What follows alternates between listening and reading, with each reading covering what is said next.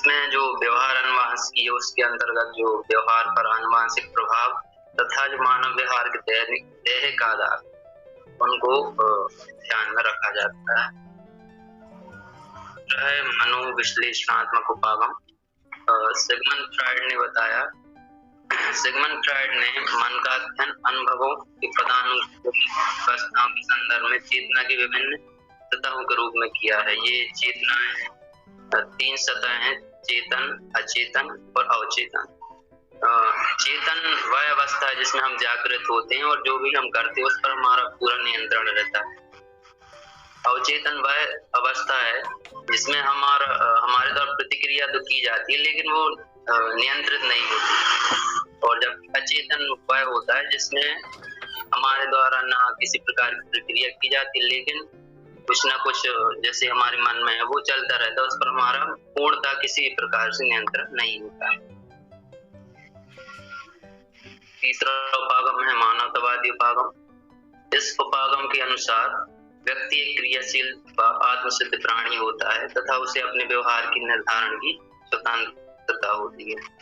इस उपागम के अंतर्गत व्यक्ति स्व और अनुभवों के बीच अनुरूपता बनाने का प्रयास करता है, लेकिन तो यह आवश्यक नहीं है कि जो पिछले अनुभव है ना, उसके द्वारा वह जो आने वाला व्यवहार है उसको निर्धारित नहीं कर सकता। वह चाहे तो अपने अनुभवों का उपयोग करके आने वाली समस्याओं को हल करने में सक्षम होता है। तो चौथा उपागम है संज्ञानात्मक उपागम। यह उपागम व्यक्ति की संज्ञानात्मक क्षमता पर आधारित होता है। इसके अंतर्गत स्मरण, प्रत्यक्षीकरण, चिंता, भाषा, तर्क, समस्या समाधान तथा निर्णय लेना के संदर्भ में अध्ययन किया जाता है। इसमें सबसे महत्वपूर्ण होता है प्रत्यक्षीकरण। जो भी हमारे लिए सूचना प्राप्त होती है ना, उसका जब तक हमें प्रत्यक्षीकरण नहीं होगा उसके आधार पर हम अपने जो व्यवहार है उसको निर्धारित नहीं कर सकते। इस उपागम के अनुसार व्यवहार और मानसिक प्रक्रियाओं को सबसे अच्छे रूप से तब समझा जा सकता है जब हम इन सूचना संसाधन के रूप में देखें और उनका प्रत्यक्षीकरण कर सकें। पांचवा है व्यवहारवादी उपागम। जेरी वाटसन ने इस व्यवहारवादी उपागम के अनुसार ये जो व्यवहार है उसके वस्तुनिष्ठ विश्लेषण पर बल देते हैं। वस्तुनिष्ठ विश्लेषण वह होता है जो व्यवहार का मौलिक रूप होता है या किसी प्रकार के अन्य किसी से प्रभावित नहीं होता।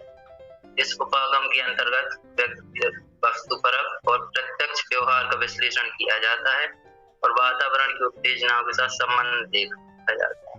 यह सीधा है कि जो भी हम प्रतिक्रिया करते हैं और जो वातावरण होता है उन दोनों का मिला जुला रूप ही हमारा व्यवहार होता है ना। जो वाटसन के अनुसार व्यापक रूप से व्यवहार का निर्धारण उद्दीपक और प्रतिक्रिया के बीच साहचर्य के द्वारा होता है। साहचर्य का मतलब है उद्दीपक और प्रतिक्रिया तो शामिल होती है, इसके साथ साथ जो वातावरण के घटक है उन सब का भी मिला जुला स्वरूप होता है।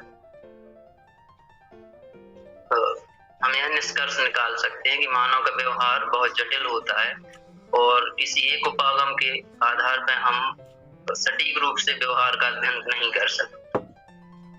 हमें यह आवश्यक है कि परिस्थिति के अनुसार उपागमों का उपयोग करें, है ना। और ये जरूरी नहीं कि सिर्फ किसी एक ही उपागम का उपयोग करें। हम चाहें तो उपागम में से किसी भी उपागम का उपयोग करके व्यवहार का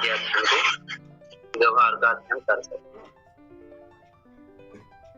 मेरा दूसरा टॉपिक था अधिगम को प्रभावित करने वाले कारक, उनका वर्तमान परिप्रेक्ष्य में अध्ययन। तो अधिगम जो होता है व्यवहार में परिवर्तन को माना जा सकता है, किंतु चूंकि जो व्यवहार में परिवर्तन होता है वह कई प्रकार से होता है। तो अधिगम वह होता है जो व्यवहार में अस्थायी परिवर्तन इस कैसे होता है, अभ्यास तथा अनुभूति के फलस्वरूप होता है और यह व्यक्ति को समायोजन करने में मदद करता है।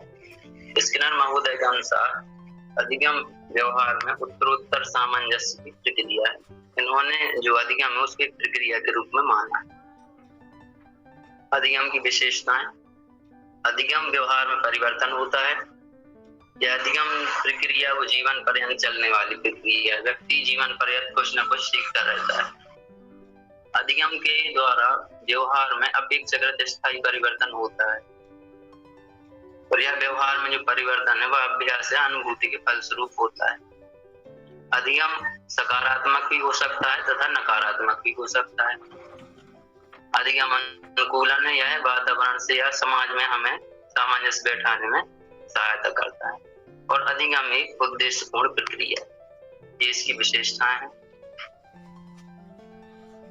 अब अधिगम को प्रभावित करने वाले कारक, क्योंकि अधिगम एक क्रियाशील प्रक्रिया है ना, तो अधिगम की प्रक्रिया विभिन्न कारकों के द्वारा प्रभावित होती है, जिनमें प्रमुख कारक इस प्रकार हैं। पहला परिवार। सर्वप्रथम परिवार में ही बालक जो होता है रहता है और वही उसका प्रथम विद्यालय होता है।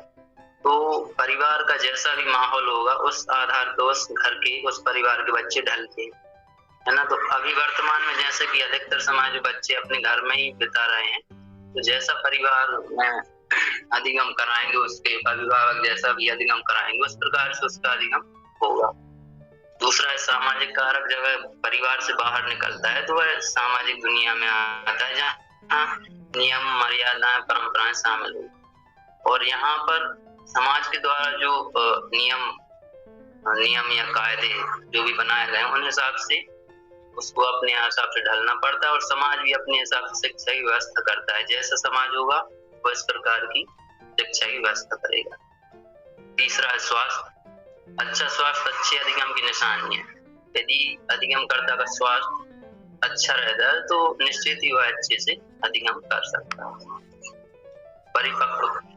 परिपक्वता जो है अधिगम को सकारात्मक रूप से प्रभावित करती है। परिपक्व बच्चे अपरिपक्व बच्चों की अपेक्षा तीव्र गति से सीखते हैं। अतः आवश्यक है उन्हें उनके परिपक्वता स्तर के अनुसार ही सिखाया जाए। जैसे कि छोटे बच्चे होते हैं, उनको उसी प्रकार की शिक्षक सामग्रियां आवश्यक होती हैं, अन्यथा यदि आप उनके स्तर से ज्यादा या स्तर से कम करें तो उनका अधिगम अच्छे से नहीं हो पाए, मतलब संतुलित अधिगम नहीं हो पाए। इसके बाद आती है सीखने की इच्छा। कुछ बच्चे जिनमें सीखने की इच्छा तीव्र होती है, वो उनकी अधिगम बहुत जल्दी से होती है और वो जल्दी से सीखते हैं। प्रेरणा एक ऐसा कारक है जो अधिगम को महत्वपूर्ण रूप से प्रभावित करता है। यदि बच्चों को सकारात्मक रूप से प्रेरित किया जाए तो निश्चित ही वह जल्दी सीखेंगे। और जिन बच्चों के शिक्षक या पालक अपने बच्चों को अच्छे रूप से प्रेरित नहीं कर सकते, उनका अधिगम उस स्तर तक नहीं होता है जो कि अपेक्षित होता है। शैक्षिक वातावरण में घर परिवार से लेके विद्यालय वातावरण भी शामिल होता है। बच्चों के उचित अधिगम प्रक्रिया में एक अच्छे शैक्षिक वातावरण की महत्वपूर्ण भूमिका होती है। जहाँ उनकी शैक्षिक आवश्यकता की पूर्ति हो, वहाँ बच्चों का अधिगम तीव्र रूप से होता है। अब अधिगम समय थकान। अधिगम समय से तात्पर्य है कि वह समय जिसमें अधिगम करता अपने अधिगम करने के लिए वह समय बिताते हैं। यदि अधिगम समय आवश्यकता से अधिक होगा तो निश्चित ही उनमें थकान की अनुभूति होगी, और यदि थकान की अनुभूति उन्हें होगी तो निश्चित रूप से अधिगम अच्छे से नहीं हो पाए। इसके बाद है अधिगम सामग्री का स्वरूप। वर्तमान में क्या है कि अधिगम सामग्रियों की भरमार है। बहुत सारे ऐसी चीजें हैं जिसके द्वारा हम चाहते हैं कि हमारा बच्चा अन्य बच्चों की अपेक्षा जल्दी सीखे, है ना। किंतु इस चाहत में हम भूल जाते हैं कि अधिगम सामग्री उनके अधिगम स्तर के अनुरूप होनी चाहिए।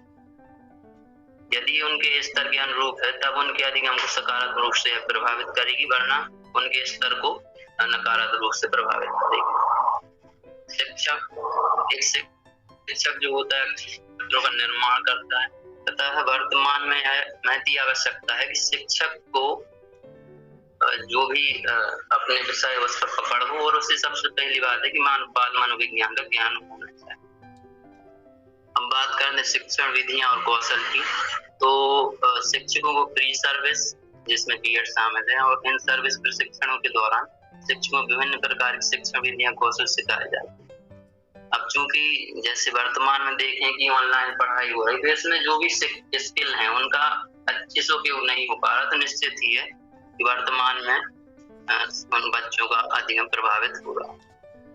जीवन उद्देश्य एक ऐसा कारक है जो अधिगम की प्रक्रिया को एक दिशा प्रदान करता है। अधिगम कर्ता के जीवन का क्या उद्देश्य, यदि उसे पता है तो वह अपने अधिगम को निश्चित उसी दिशा में लेके जाता है।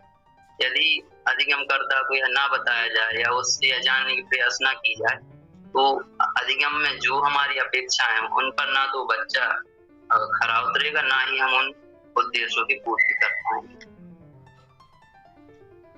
हमारा निष्कर्ष यह है कि अधिगम एक अर्जित विधा होती है और इस विधा को कई कारकों द्वारा प्रभावित किया जा सकता है।